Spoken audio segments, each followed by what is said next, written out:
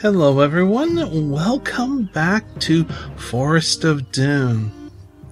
Well, in the last episode we just barely beat off the fever and avoided turning into a werewolf that would have ended our adventures. So let's go on to 198, shall we? The ground is quite steep as the path winds its way into the hills. By the time you reach the top, the sun is quite hot. All around in the distance, you see the dark green circle of Darkwood Forest. Mist still hangs in the tall grasses behind you, but ahead you see a valley floor bathed in sunlight. All is quiet.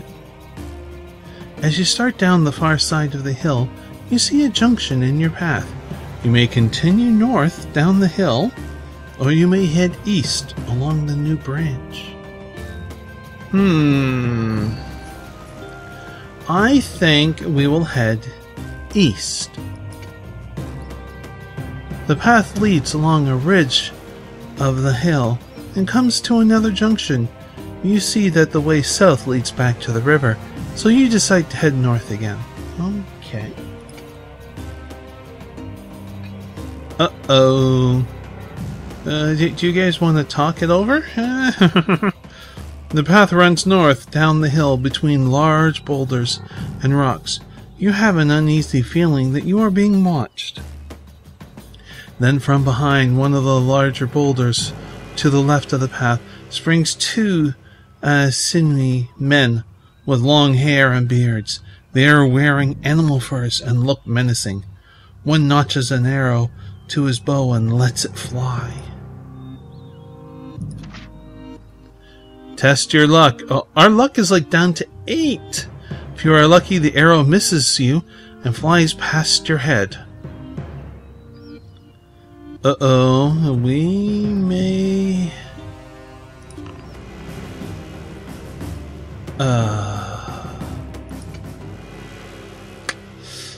Damn. We got hit in the shoulder. That's an achievement. You suffer 3 points of stamina damage. If you are still alive, turn 2. We're still alive. The men are jumping up and down with their arms in the air in fits of glee as they see you struggle to pull the arrow from your shoulder. You grit your teeth and tug on the arrow. Finally it comes free. The men are both laughing out loud, uncontrollably. They seem to forget about you.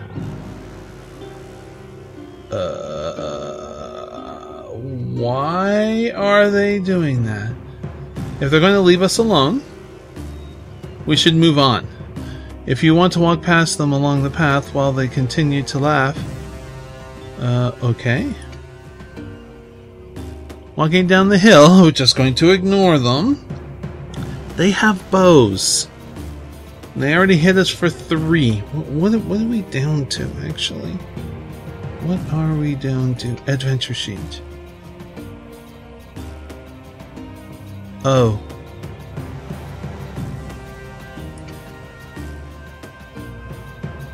That only gave us 4.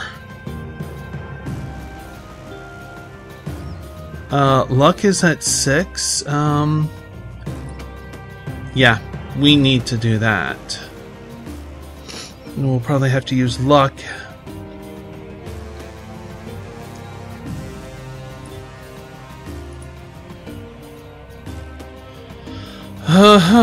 Walking down the hill, I thought the stamina potion would have healed more than that. Maybe I don't...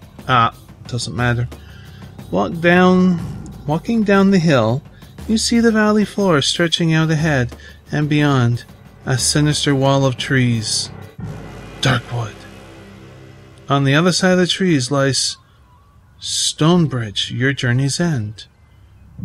Arriving on the valley floor, you see the path comes to a junction. If you want to head west and have not done so already,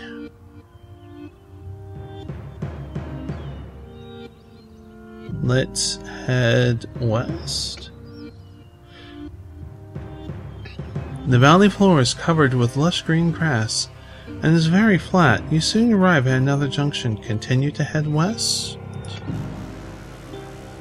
To the left of the path, you see a small man with a long gray beard sitting cross-legged on top of a huge mushroom.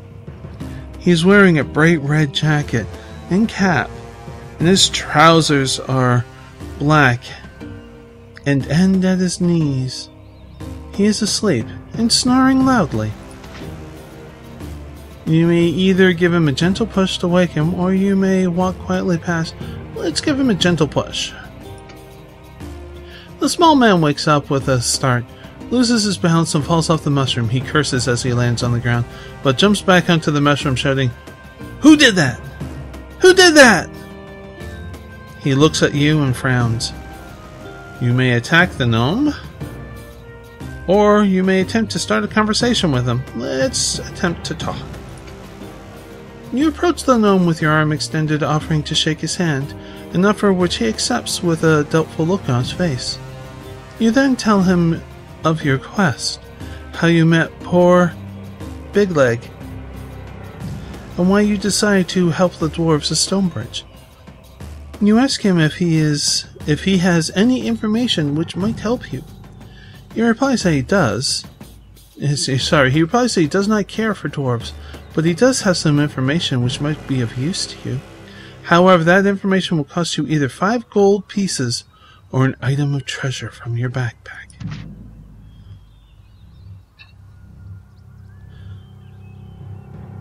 I think we'll try the treasure from the backpack.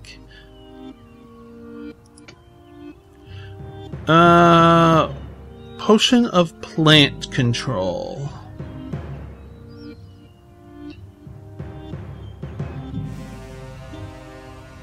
Let's try the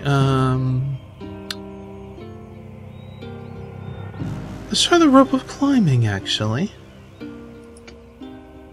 We give this gnome time? Okay. Once you have given up your item, as he accepts his payment, the gnome smiles and tells you that he saw the skeleton of a goblin inside a stone crypt. Perhaps it was the skeleton of one of the 2 goblins who you are looking for. Perhaps not. He says that the crypt is somewhere north in the forest, but exactly where, he's not sure. You are annoyed that the gnome does not have any more information and set off west again at a fast pace.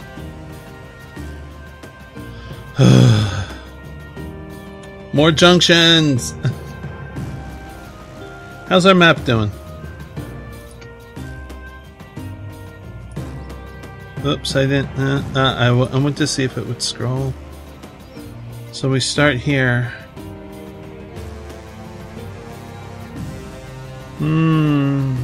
There, the river. We are here.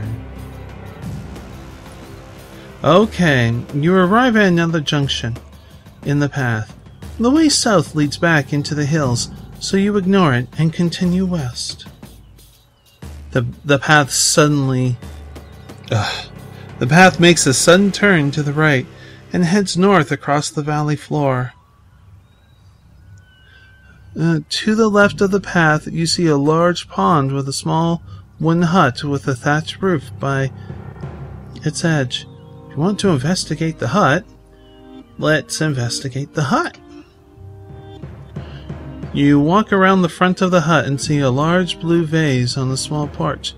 There's nobody about. You open the door of the hut, but there's nobody inside. The hut is also devoid of any furniture or objects. You walk outside again and inspect the blue vase. You look inside, but despite the sunlight, you are unable to see beyond the rim. The vase is filled with an eerie blackness. You shake it and hear a rattling sound. Drop the vase on the ground. Put your hand inside the vase. That seems like a stupid idea. How about we drop it? The vase drops to the ground but does not break, although cracks appear all over it. You begin to feel a vibration, and then you notice cracks appearing all over the porch and the side of the hut. The vibrations become stronger. Your whole body starts to tremble, and your head feels as if it's about to explode. You lose 2 stamina. We're not dead yet. Don't know how. Do you possess a potion of stillness? No.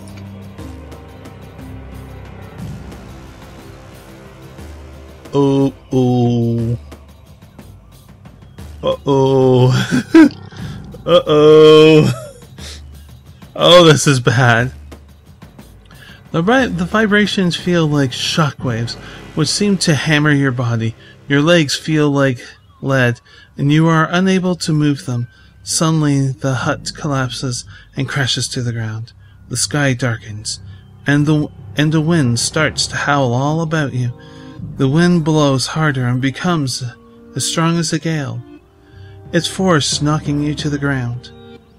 You cling to the porch and shield your face from the dirt and debris being thrown up by the gale. Above the deafening noise of the wind, you hear laughter followed by a deep voice rejoicing. I'm free! I'm free! You have released an earth elemental onto the world, and you lose 3 luck. Gradually, the howling wind dies down, and the skies brighten. You pick yourself up from out of the rubble and walk slowly back to the path ahead. To head north again. Oh wow, that turned into a disaster. Oh jeez. As you walk across the valley, you see a dark green wall of darkwood forest looming up before you. The path leads directly into a thick undergrowth, and soon you are walking between tall, dark trees and thorny bushes. It is dark and quiet. The path forks. If you wish to walk east, turn. If you'd rather continue north, let's go north. Amidst the trees to the left of the path, you see a small stone building covered with ivy and moss. That could be the crypt, you never know. Wish to examine the building, so we need to. The building measures only 3 meters by 3 meters and has no windows. The door is made of stone and looks very solid. There is no handle, and there does not appear to be another way to enter the building. Then you notice a tiny keyhole in the stone door. We do not have that. You may try to charge the door down, or you may return to the path. I think we'll return to the path. Like, charge at the stone door? No. No. That would just be silly. The path presses on northwards through the dense trees. Then it makes a sudden turn right and heads east. The path is so overgrown in places that you have to use your sword to cut through it. Your walk east is long and tiring. At last you reach a junction in the path. Looking at Big Leg's map, you decide to head north again in the direction of Stonebridge and ignore the narrow path continuing east. The path opens out into a small clearing. To your right you see a pile of branches, grass, and pieces of rag. The lair are some large creatures. Amongst the debris and old bones scattered about, you catch sight of something glittering. We want to look more closely. That's not good. That's not good. That picture says it's not good. You walk over to investigate. the lair, but are suddenly aware of a dark shadow being cast all about you. You hear a loud roar above you and look up to see a dragon-like creature with 2 legs and green, scaly skin flying down to its lair. A bolt of fire shoots from its mouth towards you.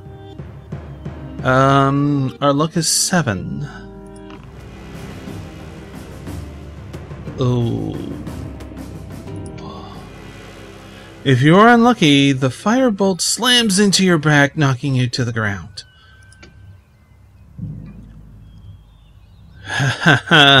You lose 4 stamina points for the injury caused by the terrible burn. If the burns are too much for you, you are dead. You have been beaten by Darkwood Forest, the Forest of Doom. The end. Well, that was actually a hell of a lot of fun for me. I do hope that you enjoyed that. Now, I have a rather important question, and that is, do you want me to go on to the next book, or try again? I can certainly try again. You know, we can remake a character and go at it from the beginning. But I need to know if you want to do that or not. So you can leave a comment down below if you want me to take another crack at this. If not, we will go on to the next book. I think I have a total of 5, because it was a bundle pack that I bought. So yeah, let me know. And the books, there are different genres. I did mention this before in the first episode. So the next one probably won't be a fantasy. It might be superhero. I'm not entirely sure. Anyways, yes, if you're new to the channel, you can subscribe down below for more videos like this and of other videos. But until when next we meet, please do be safe, everyone. Bye!